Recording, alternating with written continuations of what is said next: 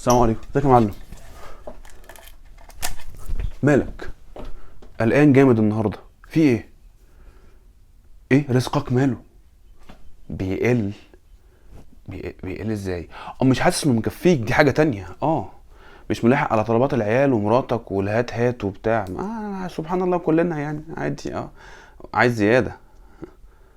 انت جاي تستلف مني ولا ايه؟ لا احسن تكون جاي تستلف مني ولا حاجه. لا يا معلم والله مش بخل والله، لا بس انا عايش اديك انا كمان. يعني سبحان الله.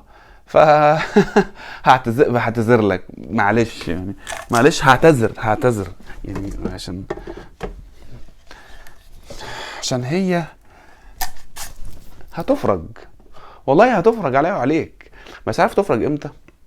لما نفتكر كلنا ان مفيش اي حد يمتلك اي شيء، واي حد معاه اي حاجه فهي من الله سبحانه وتعالى قولا واحدا. هو سبحان الله.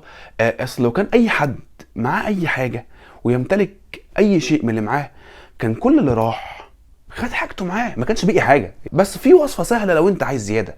يعني الوصفه دي سبحان الله ربنا سبحانه وتعالى بيقول في سوره ابراهيم: اعوذ بالله من الشيطان الرجيم، بسم الله الرحمن الرحيم، وإذ تأذن ربكم لئن شكرتم لأزيدنكم.